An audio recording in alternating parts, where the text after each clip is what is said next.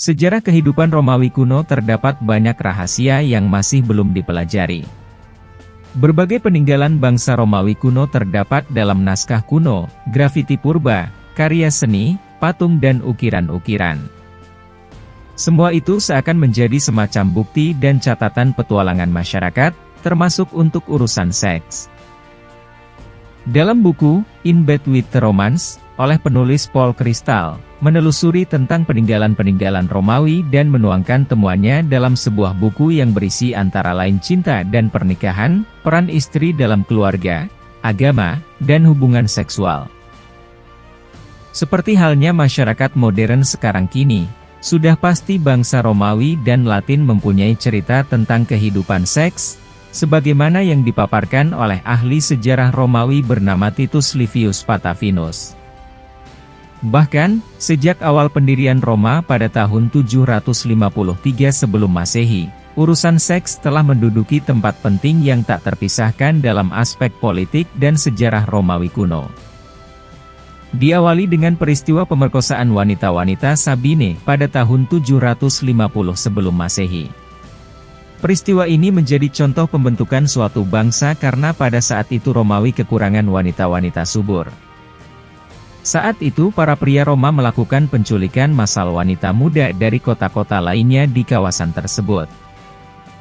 Namun, kontroversi masih ada tentang bagaimana tindakan para pria Romawi terhadap kaum wanita Sabine tersebut dilakukan. Peranan seks selanjutnya yaitu dalam penggulingan kerajaan monarki tirani dan pembentukan republik. Kemudian seks juga berperan dalam pemulihan republik yang sangat penting dalam demokrasi Romawi. Dalam masa peralihan monarki menjadi republik, Lucretia yang merupakan seorang bangsawan terpandang di Romawi kuno, melakukan bunuh diri pada tahun 510 sebelum Masehi setelah diperkosa oleh Sextus Tarquinius, putra dari Lucius Tarquinius Superbus yang merupakan raja terakhir Romawi. Imbas peristiwa tersebut, terjadi pemberontakan yang menyebabkan penggulingan monarki Romawi dan peralihan pemerintahan dari kerajaan ke sistem republik. Akibatnya terjadi pengusiran terhadap anggota keluarga Tarquinius keluar kota Roma. Dan keberhasilan dalam mempertahankan republik dari intervensi Etruria dan Latin. Memasuki periode pemulihan, Virginia yang masih perawan ditikam hingga meninggal pada tahun 449 sebelum Masehi oleh ayahnya sendiri. Untuk menepis malu karena pencemaran oleh Appius Claudius, salah seorang komandan Decemviri. Peristiwa ini menyebabkan pemberontakan serta penggulingan Decemviri dan pembentukan kembali Republik Romawi. Penjagaan kesucian atau dikenal dengan istilah pudicitia telah merenggut nyawa Lucretia dan Virginia. Demikianlah pentingnya pudicitia dalam nilai-nilai, sejarah, dan masyarakat Romawi, kisah petualangan seks pada zaman Romawi kuno. Benar saja seks bagi kebanyakan warga Romawi merupakan hal yang menyenangkan, tapi sekaligus kewajiban. Bisa dibilang, hubungan seks lebih sebagai kenikmatan bagi kaum pria tapi lebih sebagai kewajiban bagi kaum wanita. Untuk para pria, pamer kelelakian atau kekuatan seksual mereka, sedangkan kaum wanita wajib pasrah melalui serangkaian kelahiran anak seakan seperti pabrik bayi. Sebagai pengecualian terutama bayi lelaki yang dipandang sebagai garis keturunan keluarga sekaligus sebagai prajurit militer di pertempuran ataupun pertanian. Sebaliknya, bayi perempuan dianggap membebani dan tidak banyak memberi andil manfaat kepada suatu keluarga. Apalagi, di suatu hari kelak, keturunan perempuan mensyaratkan mahar yang mahal. Tradisi ini penyebab pernikahan berat sebelah. Menurut para pria, kaum wanita yang telah menikah tidak usah berharap akan kenikmatan atau kesenangan, karena mereka hanya bertugas memberikan keturunan. Bukan hanya itu. Istri yang diam, penurut, dan tunduk diharapkan pura-pura tidak tahu tentang kenakalan seksual suaminya, sedangkan suaminya bebas berselingkuh sesukanya asalkan wanita simpanannya tidak dinikahi. Keberadaan rumah bordil, pelacur, dan wanita-wanita penari dianggap hal biasa saja.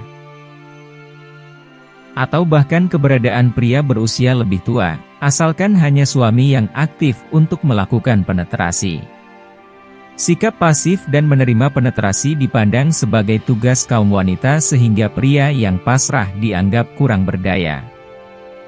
Perilaku seks sesama jenis pada masa Romawi kuno dianggap boleh-boleh saja bagi seorang pria, asal memenuhi syaratnya. Tapi, hubungan seks sesama jenis pada wanita dianggap hal menjijikkan. Seks lesbian kerap dianggap melibatkan penetrasi, yang dianggap sebagai tugas pria.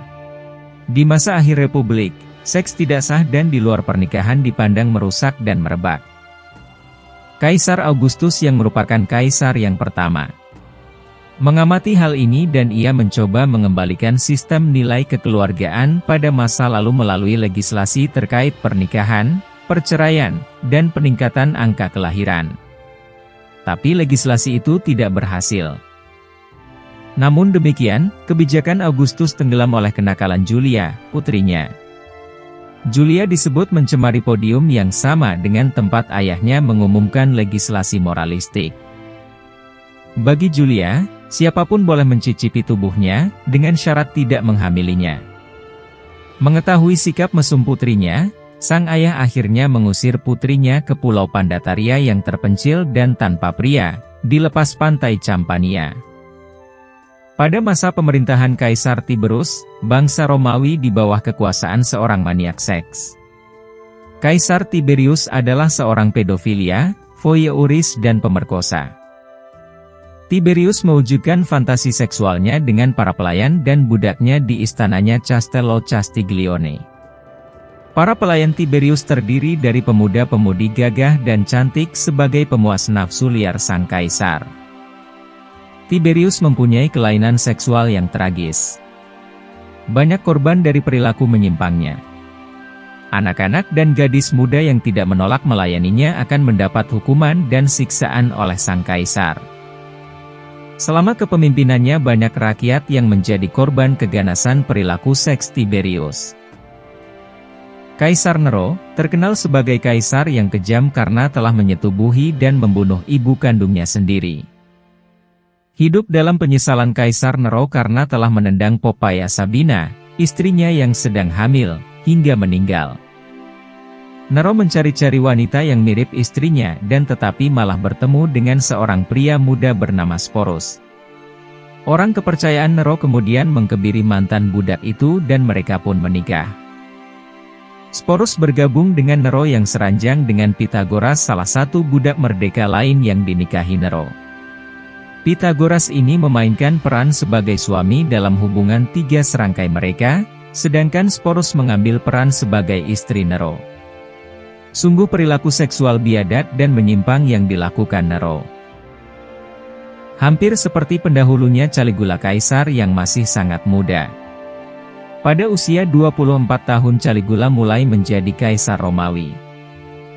Salah satu kebejatan moralnya adalah skandal hubungan intim antara Caligula dengan saudari perempuannya Drusilla, Caligula Kaisar yang menyukai pesta seks dan hal-hal lain yang berbau kegiatan seksual.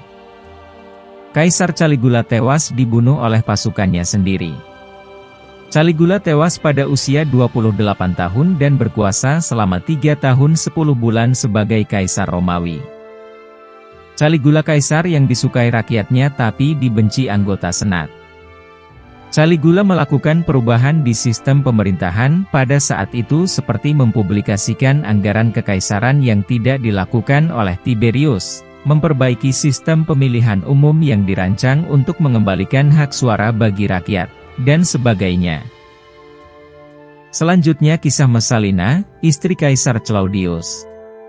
Wanita ini kerap menyelinap pergi dari ranjang ketika Claudius sedang tidur dan pergi mengunjungi rumah bordil yang pengap dengan nama samaran, Lycisca.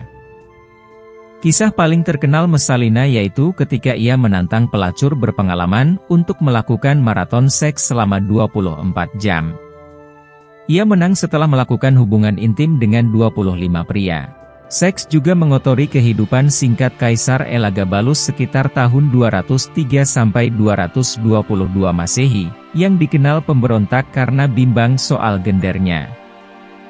Lebih nyeleneh lagi, Elagabalus menawarkan hadiah besar kepada tabib manapun yang bisa memasangkan alat kelamin menetap padanya, yang dalam bahasa ahli sejarah Cassius Dio, untuk membuat vagina wanita dalam tubuhnya dengan cara pengirisan.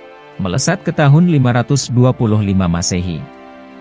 Seks masih menjadi aspek utama dalam kehidupan bangsa Romawi. Theodora, istri dari Kaisar Justinian I, dulunya bekerja di rumah bordil Konstantinopel sebagai pelayan hiburan. Tapi Theodora kemudian berubah menjadi wanita yang gigih mendesak reformasi sosial perlindungan wanita dari kekerasan baik fisik maupun seksual dan juga diskriminasi. Hal itu dimulainya ketika menjadi permaisuri Kaisar Justinian I. Terima kasih telah menyaksikan video sejarah peradaban Romawi kuno.